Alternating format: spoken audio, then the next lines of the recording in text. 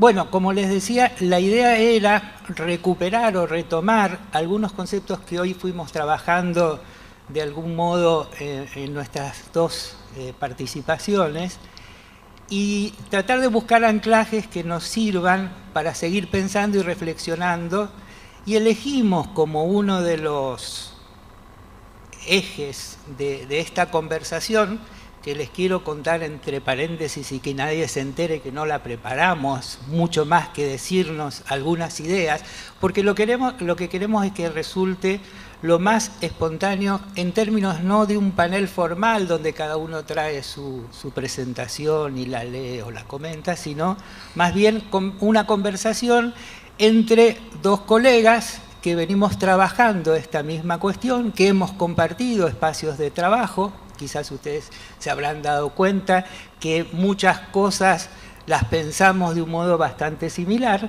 y entonces seguir, pero a su vez cada uno de nosotros ha hecho particulares desarrollos, y bueno, lo que queremos compartir con ustedes más que nada es esta conversación y después ampliarla a una conversación difícil por el espacio en el que estamos, pero a partir de las preguntas tratar de digamos, ir cerrando esta conversación.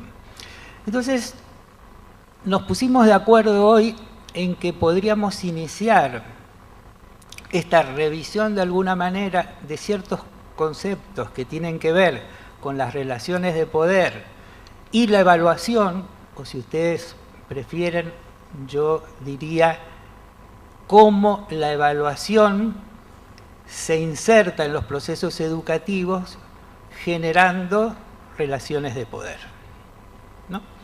Este va a ser un poco, y nos pareció, por lo menos en un principio, yo voy a plantear 4 cuestiones que me parecen importantes en torno a esta cuestión de las relaciones de poder y la evaluación. En un primer momento hablar de las relaciones de poder, en un segundo momento hablar de las situaciones de inclusión, exclusión que genera o puede generar las prácticas evaluativas. En tercer lugar, pensar en qué estamos hablando cuando hablamos de 3 conceptos que a veces parecen similares y que a nuestro modo de ver no lo son, que son igualdad, homogeneidad y normalización. Y en cuarto lugar, analizar lo que podríamos denominar la cuestión del mérito, de cómo se estructuran los sistemas meritocráticos en educación y qué tiene que ver la evaluación con esa cuestión.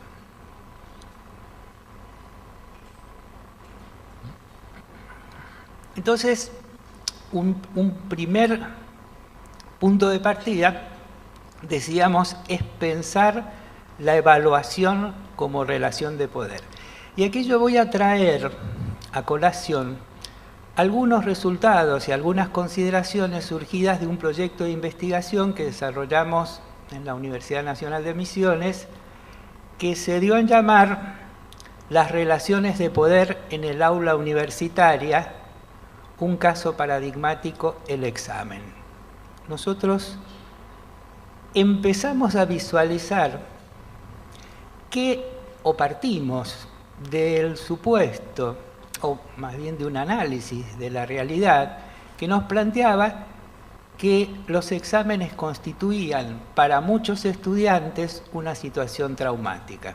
Hay un estudio al que nosotros tuvimos acceso, que se hizo en la Universidad Nacional del Litoral, donde se podían observar las distintas patologías biológicas que generaba la tensión de rendir examen. Muchas diferentes, y si yo empezara a nombrar, probablemente alguno de ustedes se haría cargo de alguna, como desmayos, vómitos, terror previo a la examinación, etcétera, etcétera. Si ninguno pasó por esa situación, me alegro. Nosotros sí, alguna vez las pasamos. Y entonces nos preguntábamos, si la situación de examen resulta tan traumática para muchos estudiantes, otra cosa que veíamos es que muchas universidades e instituciones de educación superior hoy tienen programas para asistir a los estudiantes en la manera o en la forma de enfrentar el examen. Entonces nosotros nos preguntábamos, si el examen está siendo tan cuestionado, si el examen a los docentes o a muchos docentes no nos satisface como la mejor forma de evaluación, si el examen genera en los estudiantes este tipo de problemas, ¿por qué persisten? ¿Por qué sigue siendo la forma por excelencia de evaluación, especialmente en las instituciones de educación superior? Nosotros focalizamos nuestro estudio en la Facultad de Humanidades y Ciencias Sociales de nuestra universidad.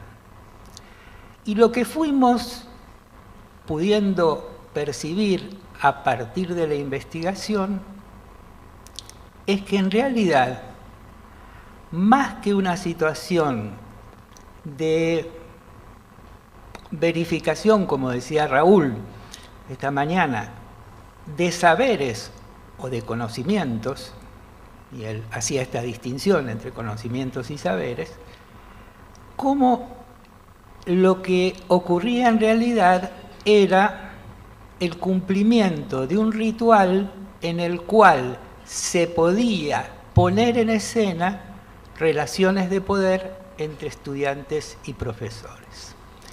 Cuando digo ritual, estoy pensando en un conjunto de actividades cuya finalidad fundamental es presentar ante la sociedad en forma dramática me refiero, digamos, a la exposición, en forma dramática, los valores y la estructura social de una sociedad determinada.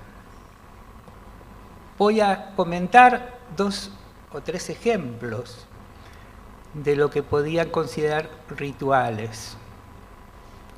Por ejemplo, el antropólogo brasileño Roberto da Mata nos cuenta en uno de sus libros que se produce un choque en una ciudad, bajan 2 personas, los que manejan, y se están por agarrar a las piñas. Y entonces uno de ellos dice, espere un momento, ¿usted sabe quién soy yo? Y el otro le dice, no, yo soy el hijo del ministro tal. Y automáticamente el otro se vuelve a su auto y sigue su marcha. ¿Qué pasó con este ritual que Da Mata llama ¿Você sabe con quién está hablando? ¿Usted sabe con quién está hablando? Es una frase, simplemente una frase que coloca rápidamente una situación que en principio era de simetría para transformarla en una de asimetría, donde uno tiene más poder sobre el otro. En esta línea, nosotros empezamos a pensar el examen como una situación en la cual se expresaba dramáticamente, a modo de un ritual, la relación de poder que los profesores tenemos respecto a nuestros estudiantes. Relación de poder que deviene de la evaluación. Relación de poder que deviene de la evaluación entendida, como yo insistía hoy a la mañana, en su conexión con la calificación. Es decir, yo tengo el poder de calificar. Hoy se me acercó una graduada de la facultad a saludarme y me dijo, yo nunca me voy a olvidar, y pasaron ya algunos años, me dice, yo nunca me voy a olvidar como en un examen en el que usted estaba presidiendo, les cuento que ya hace varios años que en nuestro equipo de cátedra no evaluamos a través de exámenes precisamente para buscar otros modos de construcción del conocimiento donde la evaluación resulte una herramienta facilitadora. no me voy a olvidar nunca porque yo elegí el tema las relaciones de poder en educación. Y en el transcurso de esa situación de examen, usted me dijo con total sencillez, ¿te das cuenta cómo es la relación? Yo puedo hacer lo que tenga ganas en relación con tu examen. Bueno, es obvio que no es lo que tenga ganas, pero puedo definir algunas cuestiones porque se genera en ese acto ritual la diferenciación que genera asimetría en torno al poder. Uno tiene el poder de calificar, de aprobar o desaprobar, y el otro se va asimilando a esa situación. Y aquí entra a jugar otro elemento que es la cuestión del oficio del alumno del que hablábamos hoy. El alumno va aprendiendo rápidamente en qué casos y de qué modo tiene que actuar frente a esa relación de poder en la cual se encuentra en desventaja. En esa investigación de la que les hablaba, en un momento, a través de una encuesta, le preguntamos a los alumnos si ellos utilizaban como forma de referencia los marcos teóricos y conceptuales de las asignaturas o planteaban visiones alternativas o críticas digamos, complementarias. Y entonces nos encontramos con que más del 80% elegía seguir las posiciones de las cátedras. Entonces, en otro momento, porque la encuesta a nosotros nos proveía de unos primeros datos exploratorios para profundizarlos en entrevistas, le preguntábamos ya en una entrevista a quienes habían optado por seguir las posiciones de las cátedras, por qué lo hacían. Y nos decían, nos dice un estudiante, mirá, la cosa es sencilla, hay muchos profesores que no aceptan versiones distintas o visiones diferentes, aunque estén bien fundamentadas y suficientemente argumentadas. Entonces, ¿yo qué hago? Les digo a ellos lo que quieren escuchar, y yo tengo mi propia posición. Y yo creo que esto nos muestra un poco cómo funciona esa relación asimétrica que se pone de manifiesto y se expresa en su mayor potencial en el examen. Y esto es lo que señala Foucault cuando habla del disciplinamiento. Cuando habla del disciplinamiento dice cómo se disciplinan los sujetos. Hay un dispositivo por excelencia que es el examen en el cual el sujeto que está en el lugar subalterno de la relación se expone ante el otro y el otro es quien le muestra cuál es, ¿no es cierto?, el lugar que ocupa en esa escala de poder o en esa relación de poder. Y en esto yo a veces me permito traer un ejemplo, y ahora le vamos a preguntar a Raúl qué piensa de esto, pero me permito traer un ejemplo que me pasó cuando me tocó hacer el servicio militar obligatorio, porque yo soy de esa generación que denota mi edad, pero bueno, es así. Y yo digo que estuve a cargo de un sargento que sin leer a Foucault lo había comprendido plenamente. Les estoy hablando de la década del 70, donde había, el contexto no es menor, había muchas movilizaciones estudiantiles, lucha armada, en fin. Entonces había como una gran resistencia por parte de los sectores militares para con los estudiantes. Entonces tenían esa oportunidad de tenernos ahí y mostrarnos quién ejercía el poder. Y entonces me acuerdo que una mañana este sargento me dice, venga, le voy a dar una tarea. Y me dio un limpiador de metales y un paño. Y me hizo limpiar una placa que tenía 10 centímetros por 5. Bueno, yo fui, la limpié. Y me dice, no, siga limpiando. Para hacerlo sencillo y corto, estuve 3 horas limpiando una placa de 10 por 5.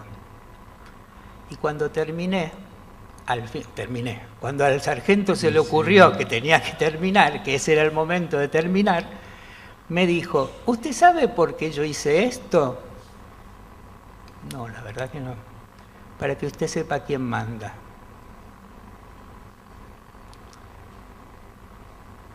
En el libro Alicia en el País de las Maravillas de Lewis Carroll hay un pasaje en el cual, para quienes lo leyeron recordarán que había un personaje llamado Humpty Dumpty. Y Humpty Dumpty le dice a Alicia, las cosas pueden significar lo que yo quiera. Entonces Alicia, sorprendida, le dice, ¿cómo? Las cosas tienen significado, no pueden significar lo que yo quiera.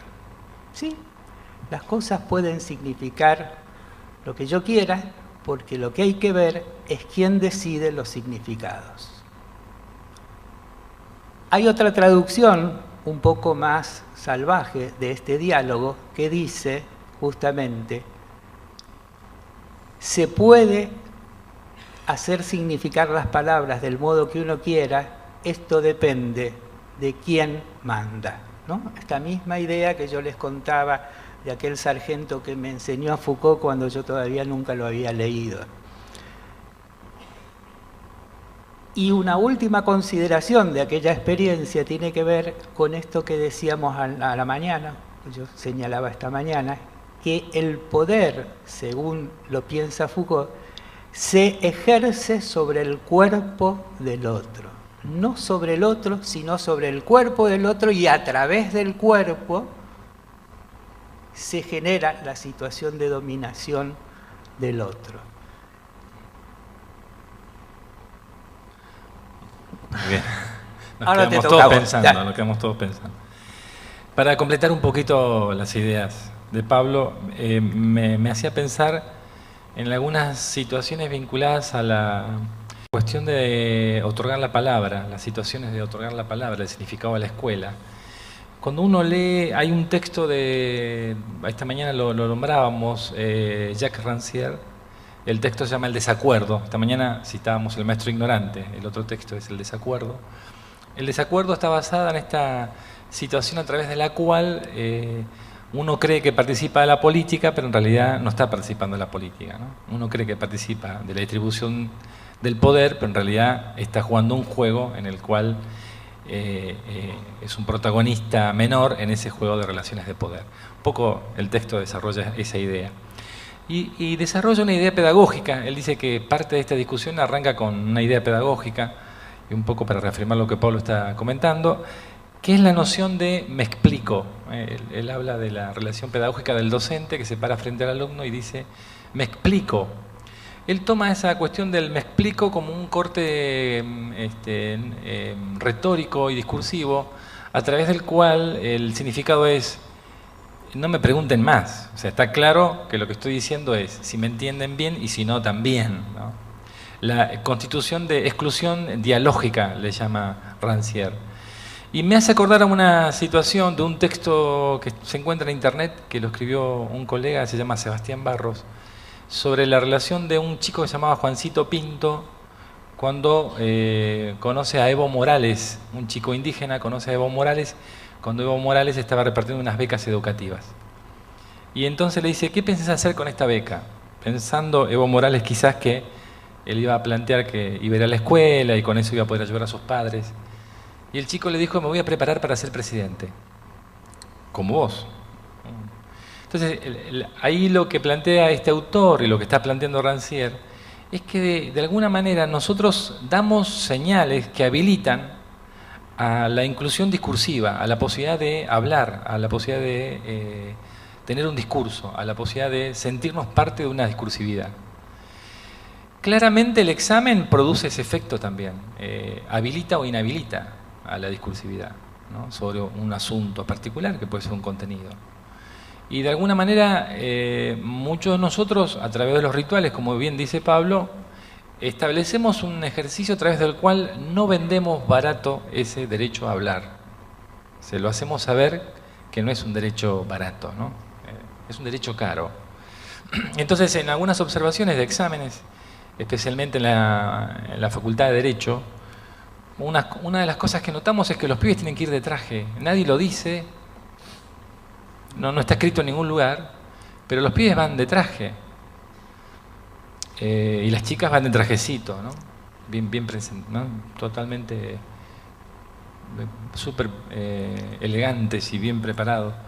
El 80% de esa ropa es negra, es otra cosa que observamos en la cuestión. Y hemos notado casos de pibes que han sido desaprobados por no ir de traje. Entonces hemos entrevistado a los profesores y nos han dicho que esa es una falta de respeto a la figura del docente. Esa es la explicación que dan, ¿no? Sienten Entonces, ¿qué observa uno ahí? Que el derecho a hablar no es un derecho gratuito, es un trabajo en el que que constituye parte de una ritualización en las formas particulares de la producción de un discurso, que ese discurso tiene la condición de habilitar, ¿no?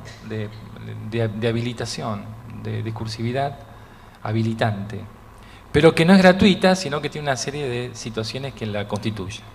Parece que ese es un punto que quería destacar en relación a esa situación de malestar, como decía Pablo, persistencia de esas situaciones de ritualización de las relaciones de poder en el examen, ¿no? Hay una autora que se llama Carmen García Guadilla, y ella tiene un texto acerca del papel que cumple en este caso la universidad, como el lugar que ella define a la universidad en algún sentido, o los estudios superiores, como las señales que necesita el mercado, ¿no? El tipo de profesional, el tipo de estudiante que el mercado necesita. Y el mercado no solo necesita gente graduada, sino que necesita gente que ha pasado por el sistema de educación superior. Y ella lo analiza de la siguiente manera. Dice, el sistema de educación superior o el sistema de formación terciaria o universitaria es un sistema en el cual el alumno persiste bajo ciertas lógicas de sufrimiento, el paso del tiempo para la adquisición de una competencia profesional.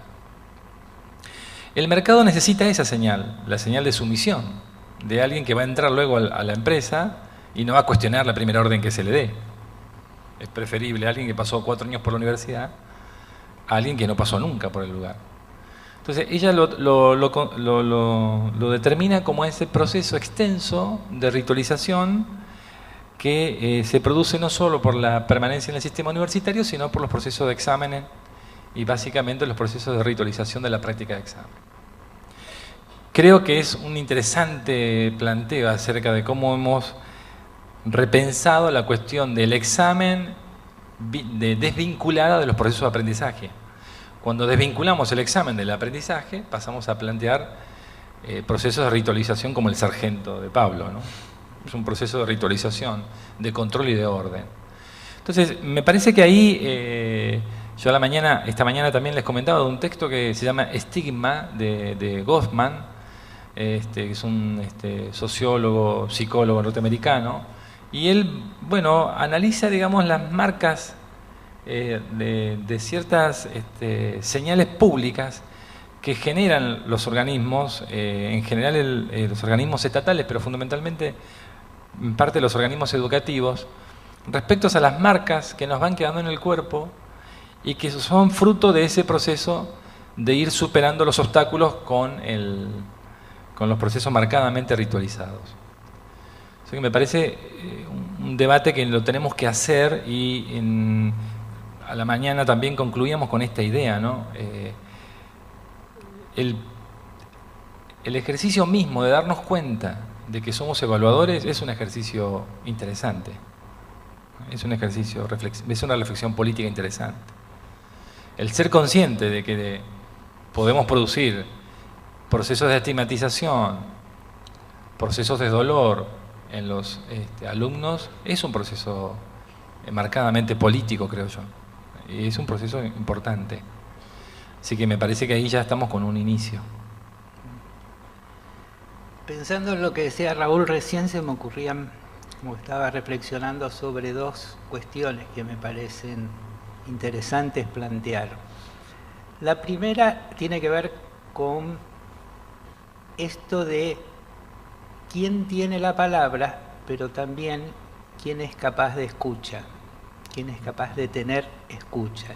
Porque muchas veces prejuiciosamente, ustedes saben que el prejuicio es algo que está antes del juicio y que se maneja con valores que no nos dejan observar ciertas cuestiones que ocurren, a veces guiados por el prejuicio, emitimos juicios de escasa validez y no nos enteramos y evaluamos en función de esto. Cuando yo esta mañana decía, solamente tenemos datos, pero no los leemos ni los interpretamos, nos quedamos a medio camino.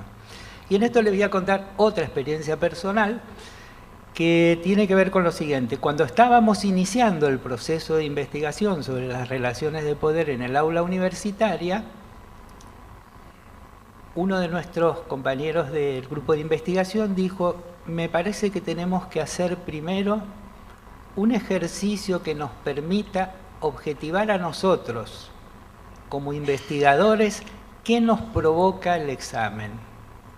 Y después observar inicialmente, en forma exploratoria, exámenes para generar un corpus de trabajo, un marco teórico, que nos permita volver al campo para poder observar e indagar sobre las relaciones de poder. Entonces, cada uno de nosotros, en un momento de ese procedimiento, de ese proceso, tenía que observar un examen y después entrevistar al estudiante, algo que no hacemos frecuentemente. Entonces yo elegí una estudiante que se presenta y que elige como tema un tema que yo trabajé en mi tesis de maestría y publiqué un libro al respecto, que es los rituales escolares. Entonces, ¿qué pensé yo del modo más prejuicioso que se les ocurra? El oficio del alumno. Eligió el tema que al profesor más lo atrapa. Pero como venía en la instancia de la entrevista, le pregunté en la entrevista por qué había elegido el tema. Y entonces me contó, y esto va especialmente para los que nos miran por internet, porque es una situación, no es solamente en El Dorado, pero me dijo, porque yo iba a una escuela alemana en mi localidad, y esa escuela genera una fuerte diferenciación entre quienes descienden de los alemanes y quienes no descienden. No es nada que esté escrito, pero en la cooperadora solamente están las familias alemanas y los cursos se organizan para unos y otros. Y como su trabajo habla de los procesos de discriminación, yo elegí por eso. Fíjense cómo yo ya había sacado conclusiones absolutamente falsas, si ustedes quieren, o poco veraces, acerca de por qué habían ocurrido ciertas cuestiones en ese proceso de examinación. Y no me acuerdo qué era lo otro que quería decir. Normalización. No, en relación a lo que vos estabas planteando. Me entusiasmé con esta primera y me olvidé de la otra. Bueno. Dar la palabra. Dar la palabra. Y la capacidad de escucha. Y la otra cuestión tiene que ver con ir pensando cuál es la palabra valedera, cuál es la verdad. Foucault va a decir, la verdad no existe, existen regímenes de verdad, formas. Hoy hacía alusión Raúl a esto cuando decía, la ciencia en la modernidad logró imponer su racionalidad, y es la ciencia la que dictamina qué es lo que es falso y es verdadero.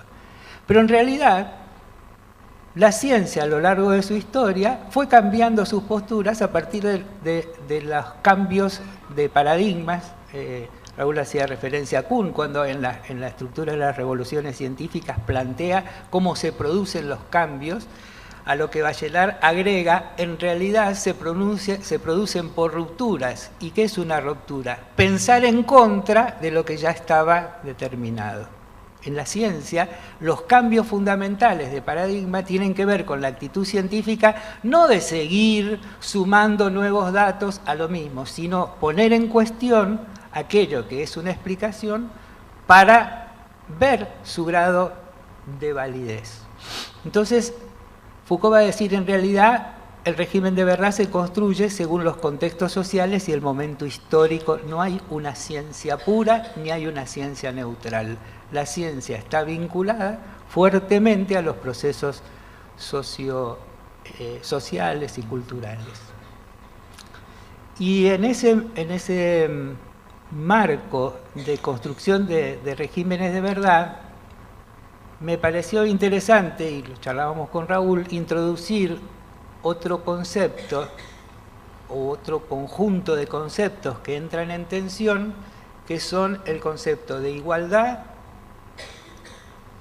de homogeneidad y de normalidad.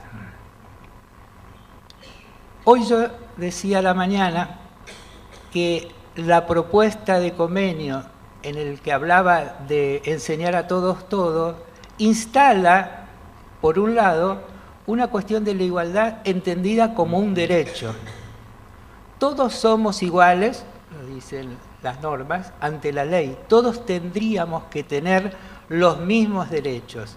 Pero igualdad no necesariamente significa igualdad en el quehacer, en los procedimientos, en las formas de ser.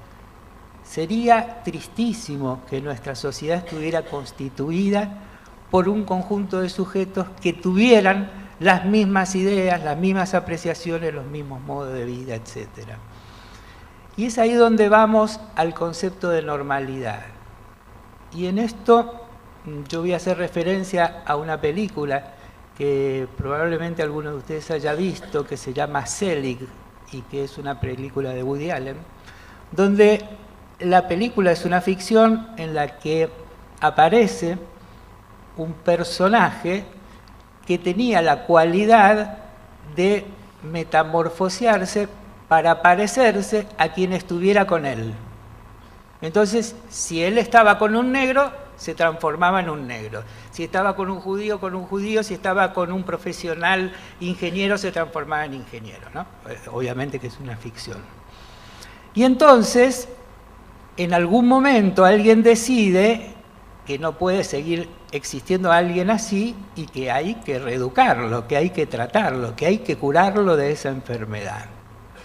Y entonces recurren a múltiples formas de tratamiento hasta que finalmente recurren a la terapia psicoanalítica. Y cuando la psicoanalista se sienta a intentar curarlo, él se transforma en un psicoanalista. Y termina atendiendo a la psicoanalista que lo atendía, o que pretendía entenderlo y se termina transformando en su paciente. Entonces hay un momento en que la psicoanalista se siente derrotada, se pone mal físicamente y él le dice, ¿qué le está pasando? Dice, es que me siento mal porque no sé quién soy. Y cuando ella dice, no sé quién soy, él se derrumba porque no tiene a quién parecerse. Entonces, su gran cualidad, que era parecerse al otro, y es ahí donde aprovecha la psicoanalista para preguntarle, dígame, ¿usted por qué se transforma en lo que tiene cerca? Porque así me siento seguro. ¿Qué es sentirse seguro?, le pregunta ella. Parecerse lo más posible a los demás. El concepto de normalización trata de agrupar a la mayoría en torno a un modo de ser, a un modo de funcionar. Y estos procesos tienen que ver, en relación con la educación, con la atención de la igualdad mal entendida como homogeneidad. Es decir, como este proceso en el cual todos hacen todo del mismo modo, al mismo tiempo, de la misma manera, con las mismas prácticas. Y aquel que se desvía es fuertemente sancionado y uno de los instrumentos o una de las técnicas o uno de los procedimientos que contribuyen a esa normalización es precisamente la evaluación, entendida centralmente como calificación. Genial, muy bien. Sí, sí, totalmente de acuerdo. Muy lindo ejemplo ese libro. Lo que quisiera, yo aquí acotaría lo que un poco comentamos también hoy a la mañana, la noción de comportamiento predecible, ¿no? El tema de normalizable en términos también de comportamiento predecible y de conducta tendiente a un comportamiento promedio. La estadística moderna y el Estado moderno tiene un grave problema, el Estado moderno, cuando surge a fines del siglo XVIII, no sabe qué hacer con la población. Aparece la noción de población.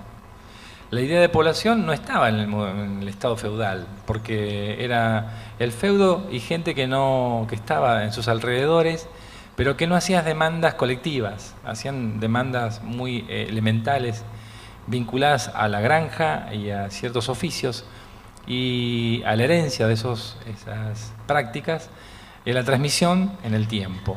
Pero la población, que es un fenómeno del capitalismo moderno que debe migrar a la ciudad, se encuentra en esos nuevos espacios sociales que son la ciudad, y el problema importante con esta situación es qué hacer con esa población. La gente que estaba en el campo se va a la ciudad. Siempre lo comento esto, pero es muy importante señalizarlo, ¿no? Como recordarlo. El primer efecto del capitalismo quizás no es la propiedad privada, es el cercamiento de los campos, donde la gente vivía de manera libre. Al cercarse los campos aparece el primer acto de la modernidad capitalista, y la gente debe migrar a la ciudad. La gente agolpada en la ciudad tiene un grave problema para quienes la dirigen, es cómo conducir, cómo regular, cómo establecer comportamientos tendientes a la media y fundamentalmente comportamientos predecibles, que fue una de las discusiones que hizo Weber con sus contemporáneos. Uno tiene una ciudad como esta y todos sabemos que nosotros estamos en este auditorio y que si no está vinculado a esta problemática nadie más va a entrar a este auditorio. Y está abierto, no hay ningún guardia ni nada ahí afuera. La gente en general no anda deambulando porque las ocupaciones son muy predecibles. Y se crean algunas cuestiones que están vinculadas a la lógica de la predicción y en ese sentido también a la noción de homogeneidad. Es que todos podamos hacer algún tipo de actividad que nos comprometa un trabajo en el tiempo. La noción de trabajo asalariado es uno de esos aspectos, ¿no? El trabajo asalariado es uno de los puntos centrales de esta nueva forma de la normalización también del sujeto social, que está regulado, está establecido, está afincado en un tiempo y en un espacio laboral y cumpliendo unas horas por esa función. Entonces, la predicción del trabajo asalariado produjo, con toda esta idea de la psicometría también, en esta última parte de la modernidad, el establecimiento de quienes estaban más capacitados cognitivamente para ciertos trabajos que otros. Entonces, la selección de las personas tuvo que ver con esta posibilidad de convertir las diferencias ya no solo llamadas en aquel momento diferencias mentales en diferencias cognitivas. Entonces, a partir de un test totalmente arbitrario, se fue clasificando a las personas. Y ese test necesariamente, que es una deformación de ese test inicial de Binet, era un test numérico, era una determinación numérica. Cuando eso se traslada a la escuela, como decíamos esta mañana, evidentemente que se asocian dos cuestiones. Se asocia la clasificación cognitiva de las personas y la señalización laboral de las personas. Los clasificamos cognitivamente, los jerarquizamos y los vamos encaminando laboralmente para un tipo de orientación profesional. Yo no creo que exista un momento de estrés más grande que un pibe de 17, 18 años tenga que elegir una profesión que le va a marcar toda la vida, ¿no? Es un estrés. Los obligamos a que a los 17, 18 años elijan una carrera para toda la vida. Y entonces el pibe entra en un estrés, se pone mal, nos dice que va a trabajar en el McDonald's, que no va a estudiar más, nos dicen no, yo voy a entrar a trabajar en el McDonald's y no quiero estudiar en la universidad. Nos provocan como padres. Yo estoy en esa etapa en este momento, por eso además la estoy estudiando. Y uno se imagina la cantidad de situaciones que pasan por la cabeza de ese joven, que tiene que decidir a los 17 años una carrera. Una locura absoluta, ¿no? Pero es una situación que se produce por la forma en que se han constituido los campos laborales en la adolescencia temprana. Esa señalización requiere un tiempo formativo Y estamos pensando en un joven que va a salir al mercado laboral entre los 25 y los 28 años. Estamos hablando de los jóvenes que pueden llegar a la universidad, ¿no? Que ya sabemos que representan un porcentaje muy bajo de la sociedad. Pero esa idea de elección laboral temprana no hubiera sido posible en otro momento en nuestras formas sociales de vida. Es una cuestión muy moderna. Y está marcada por esta doble, les decía, esta doble clasificación, la jerarquización cognitiva de los saberes y la organización también jerárquica de las prácticas laborales. Y entonces la universidad crea un currículum para desarrollar estas instancias estrictamente de prácticas profesionales. Eso lleva a que nosotros vivamos en un permanente estrés, porque nosotros tenemos, yo me trabajo en primer año en la universidad también, me encuentro con alumnos que no quieren estar ahí. Y yo los miro y les digo, y yo tampoco hoy quiero estar acá, pero tenemos que hacer algo para hacer la diferencia, ¿no? Porque que vos estés aquí es un evento social muy importante, porque vos sos una persona, sos un porcentaje muy pequeño de las personas que llegan a este lugar, así que hagamos una diferencia. No me importa si el año que viene vas a cambiar de carrera, pero hoy hagamos algo que te pueda ayudar a vos a permanecer, a discutir, a llevarte algo útil de este espacio. Imagínense evaluar a alguien en primer año de ciencias económicas que no quiere estar en ciencias económicas, ¿no? Que nosotros estamos evaluando, ¿no? Me mandó mi papá, que es contador, ¿no? Y me dijo que como el ser contador es un oficio particularísimo, yo tengo que heredar el estudio contable. Que eso, en las entrevistas que hemos hecho con los chicos de económicas y con los chicos que estudian derecho, pasa eso, ¿no? Los padres, un 60% de los pibes que entrevistamos, los padres los mandan a estudiar la carrera para que hereden el estudio, porque si nadie hereda el estudio, el padre lo tiene que vender, porque es un oficio personal. Entonces, imagínense el estrés que eso significa. Entonces, esa homogeneización tiene que ver con esa cuestión de cómo establecemos lo común a partir de la anulación de las diferencias. Como bien decía Pablo esta mañana, digamos, es mucho laburo trabajar con las diferencias. Busquemos los comportamientos tendientes a la norma. Bueno, todo un problema, ¿no? Y en virtud del tiempo y porque nos interesa que nos puedan hacer preguntas, agregaría algo en relación a lo que planteó recién Raúl, de esta cuestión de la medición de los sujetos y su incorporación a posiciones sociales determinadas. Hay una vieja investigación que dio lugar a una publicación que se llamó El efecto Pigmalión. Bueno, no sé si alguno la habrá leído. Y es el planteo siguiente. Un grupo de investigadores empezó a considerar que la imagen que los docentes construíamos en torno a los alumnos determinaba las posibilidades de éxito y fracaso de estos alumnos. Y entonces apelaron a lo que era el modelo de investigación en la psicología educativa de la época, estoy hablando de los años 50 del siglo pasado, que fue trabajar con 3 grupos, partiendo del supuesto, ellos consideraban que tenía validez, hoy ustedes sabrán, sobre todo los que transitan la psicopedagogía, que el concepto de cociente intelectual está altamente cuestionado y poco utilizado, precisamente porque la cuestión es preguntarse si es posible medir la inteligencia de los sujetos fuera de su contexto.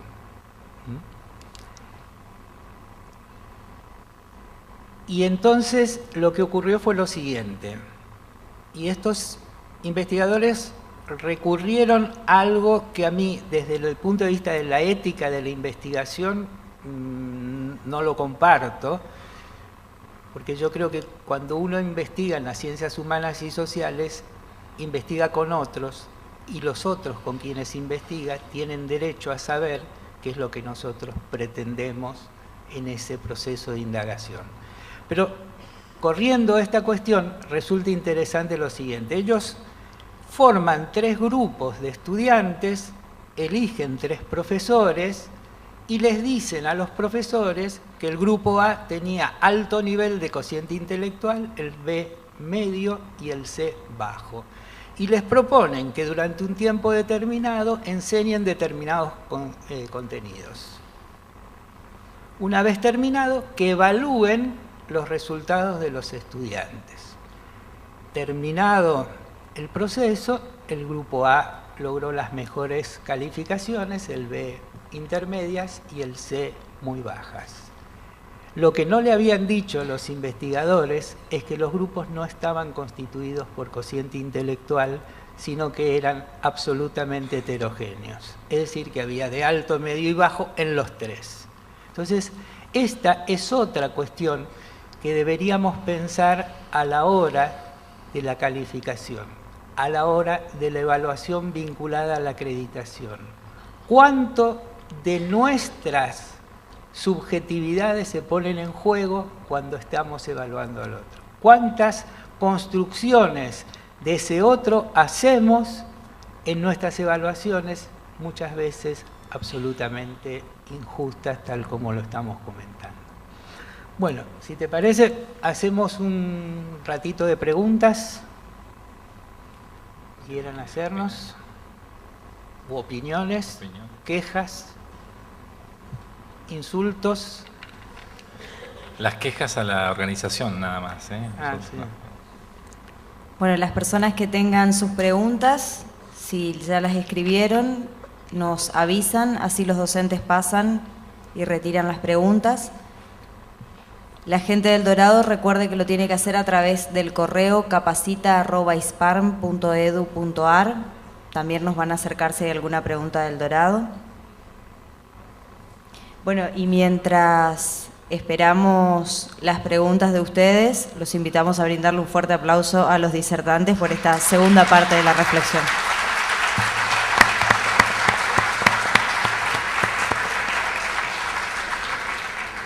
Ustedes se preguntarán por qué aplaudimos nosotros. Yo lo aplaudo a él y él me aplaude a mí, así es.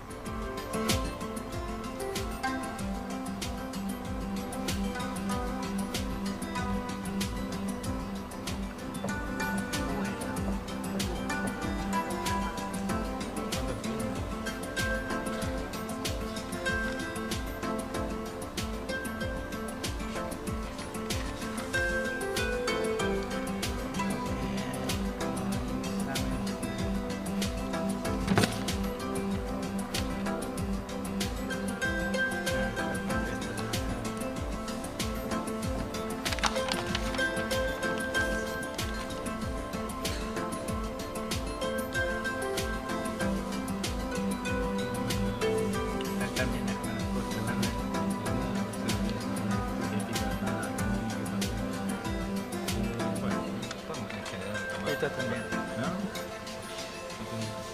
Estas están dirigidas a mí, pues.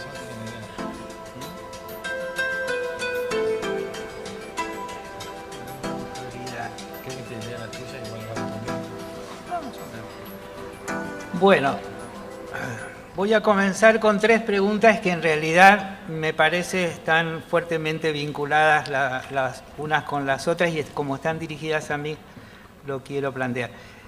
Leo las preguntas. Una dice, ¿cómo evalúa los conocimientos en la universidad? El otro dice, ¿cómo no usa notas, calificaciones?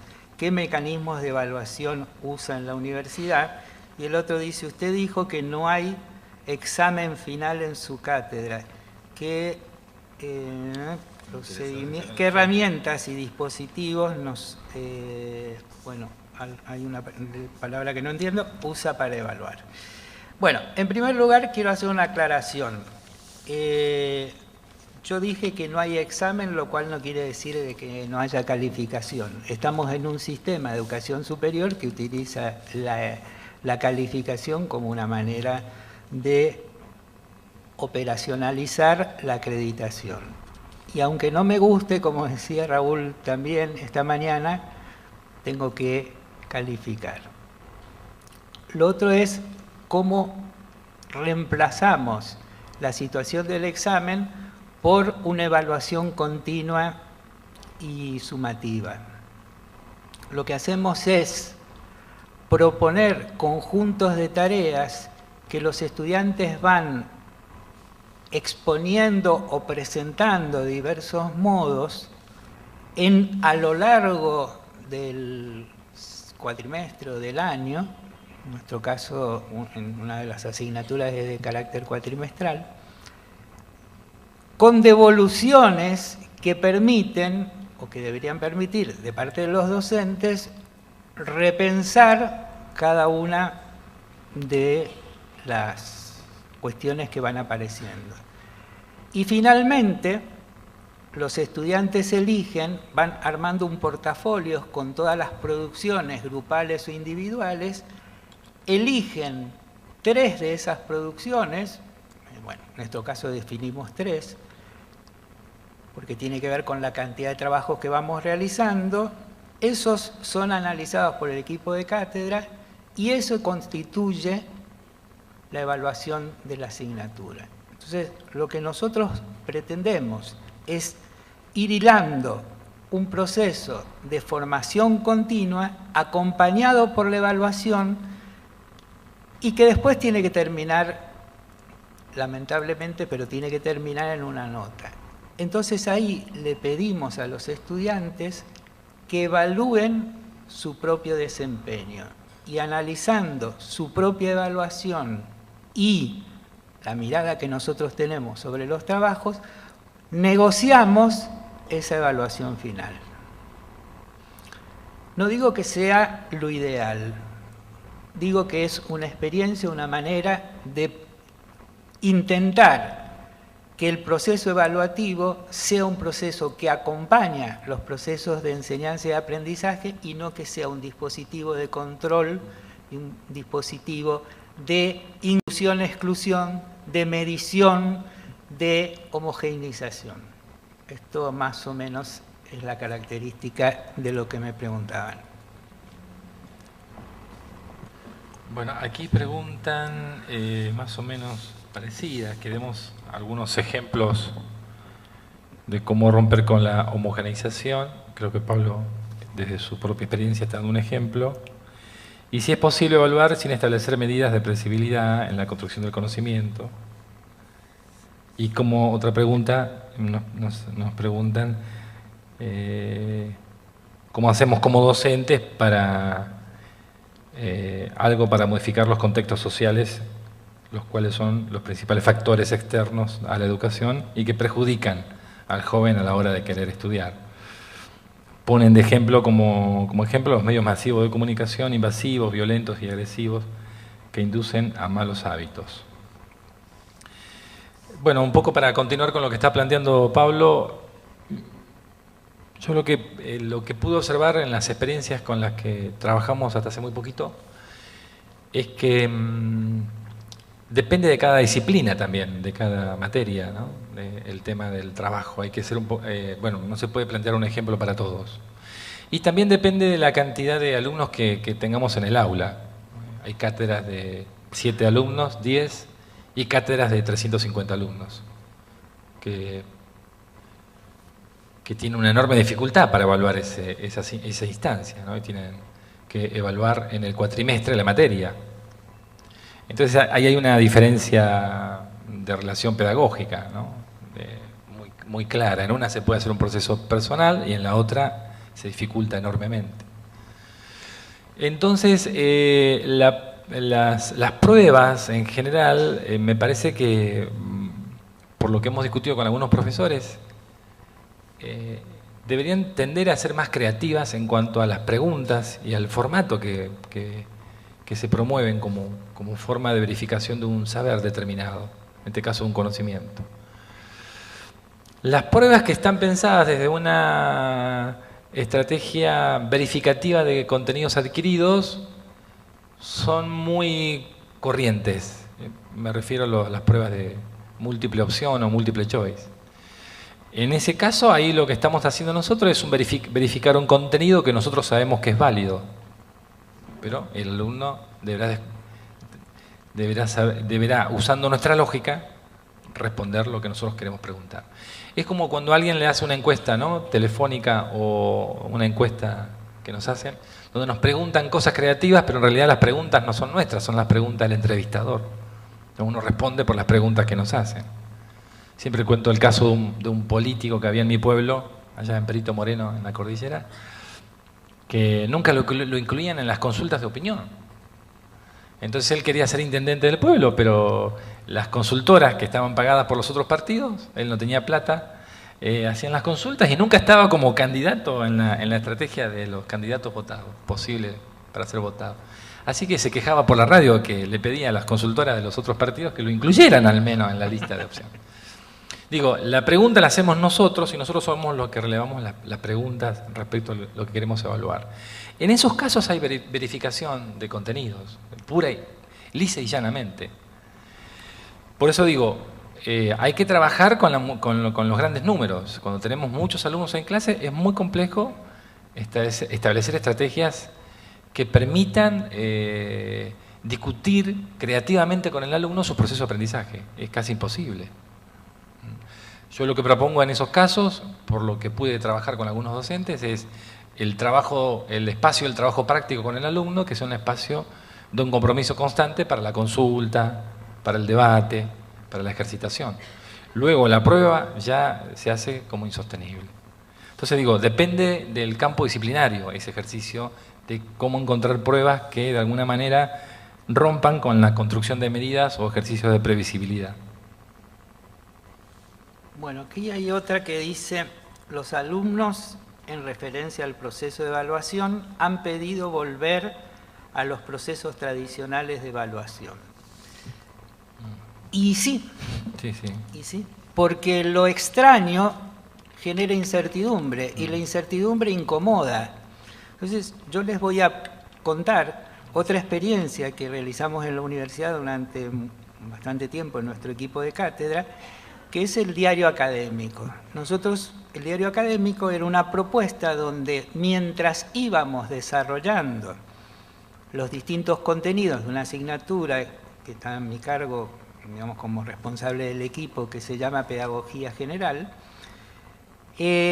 los alumnos fueran buscando recortes de diarios, revistas, etcétera, donde identificaran cuestiones que tienen que ver con los conceptos que veníamos trabajando e hicieran una reflexión muy breve acerca de esa noticia con esos conceptos. Y que la fueran complejizando esa lectura a medida que íbamos generando el trabajo con nuevos conceptos. Y entonces los diarios también se leían. Quiero aclarar esto porque si no hay un mito acerca de cómo se trabaja, que estamos hablando de cursos de 120, 130 alumnos con un equipo de cátedra de 3 personas. Sí, eso es importante para situar en el contexto, ¿no? Entonces tenemos un trabajo en comisiones más pequeñas, donde ahí se analizan, ¿no es cierto?, las producciones. E íbamos analizando y haciendo devoluciones acerca de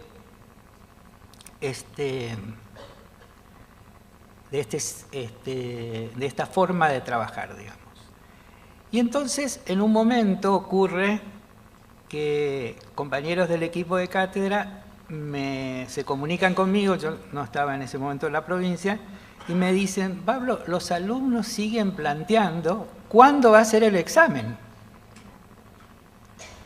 Y tenemos ganas de hacer una experiencia. Bueno, me cuentan más o menos y me parece interesante. Entonces, ya hacia el fin del cuatrimestre le dicen a los alumnos que tal día va a haber un examen. Y los alumnos vienen al examen y entonces la pregunta fue: cuál es el sistema que utiliza el equipo de cátedra para evaluar. Y cuando los alumnos se pusieron a pensar eso, empezaron a surgir, pero si ustedes dijeron que no iba a haber examen, tuvo que haber todo ese proceso de deconstrucción de un formato que nosotros venimos siguiendo desde que estamos en la escuela primaria. Entonces, desestructurar eso y plantear otras formas en algo en el que los sujetos en la universidad se juegan tanto como es la acreditación, no es cosa fácil de hacer. Lo que quiero decir es, pero este es el problema de todas las innovaciones educativas. La novedad genera incertidumbre, la incertidumbre genera algún malestar, etcétera, etcétera. Entonces, no me parece extraño que los estudiantes traten de ser evaluados del modo en que siempre lo fueron. Me quedo con esta última pregunta sobre los medios de comunicación invasivos, violentos y agresivos que inducen a malos hábitos. Una cosa que se puede hacer allí es debatir con los alumnos estas situaciones y proponerles algunos trabajos domiciliarios para discutir, para que busquen material, para que puedan proponer cosas alternativas. Lo que no podemos hacer es evitar esos medios, porque es un trabajo familiar, de algún modo. Están presentes. A Tinelli no lo podemos evitar, ¿no? Con todo lo que Tinelli produce. De algún modo, lo que me parece que se puede proponer es un debate acerca de Tinelli y lo que produce en relación al vínculo con el otro, la estigmatización, ¿no? A todo lo que se genera alrededor de ese programa. Y entonces sería un buen debate para algún espacio académico con los alumnos. Me parece necesario pensar que uno puede incorporar estas cosas siempre que puede obtener a partir de ellas alguna reflexión comprometida de parte de los alumnos y algún uso de la teoría en relación a ese espacio, ¿no? Me parece que requiere mucha creatividad y animarse a hacerlo. Pero los medios de comunicación no los podemos evitar. Bueno, acá hay otra pregunta que dice arriba, poder igual autoridad. Y después viene la pregunta que dice, ¿el profesor no debería desarrollar actividades éticas además de las académicas? ¿Qué pone de manifiesto a la hora del examen? Y finalmente, entre preguntas, dice, ¿poder igual autoritarismo? Bueno, yo quisiera hacer un par de consideraciones. En primer lugar, la perspectiva de poder que nosotros trabajamos o pensamos, o a partir de la cual pensamos nuestros trabajos, tiene mucho que ver con la propuesta de Foucault. Y Foucault dice que relaciones de poder se juegan siempre y en todo momento. El tema es ver qué producen esas relaciones de poder. Si esas relaciones de poder permiten construir relaciones democráticas en la búsqueda de acuerdos, de negociaciones entendidas en el buen sentido, ¿no? de ir acercando posiciones en torno a las decisiones que hay que tomar, o si esas relaciones de poder conducen a relaciones de dominación, donde uno se impone e impone al otro lo que pretende. En este sentido, creo que hay que diferenciar ejercicio del poder con autoridad. Yo creo que el docente debería poner en juego en el aula y en toda situación la autoridad que emana de su saber y la autoridad que emana de su no saber. Exacto. Y esto tiene que ver con la pregunta que tiene relación con la ética. A mí me parece que la ética no se enseña recitando, no se enseña como a partir de un discurso que plantea lo que está bien y lo que está mal. Me parece que la ética el docente la debe construir en el día a día de la cotidianidad de la práctica educativa. Entonces, si yo digo que hay que escuchar al otro, y esto es parte de la ética, tengo que escuchar al otro. Y si yo digo que nadie puede acumular el saber, y viene una pregunta que no puedo contestar, ¿y qué sería proceder éticamente? Desde la ética que a mí me interesa, cada uno puede tener, convengamos que la ética es propiedad de la construcción de cada sujeto y de cada sociedad. Yo digo, mira, esto no lo sé. ¿Y qué te parece si para la próxima clase buscamos con qué tiene que ver tal cosa que vos planteaste? Pero muchas veces los docentes nos colocamos en lo que algunos autores llaman el sujeto del supuesto saber. Tenemos que dar respuesta a todo, porque si no pareciera que nuestra autoridad pedagógica queda mal parada, ¿no? Entonces yo creo que una construcción ética tiene que ver con estas cuestiones. Y si yo digo participación, no digo pseudo participación, o sea, habla vos y después se hace lo que yo quiero, que muchas veces ocurren estas cosas. Entonces yo creo que es una ética. ¿Qué es la ética? Es adoptar un posicionamiento frente al mundo, frente a la sociedad. Entonces, ese posicionamiento es algo que tiene que estar claro de entrada en el contrato pedagógico que se establece con cada uno de los grupos de alumnos con los que trabajamos. Bueno, parece que no hay más preguntas. Muchas gracias por este diálogo.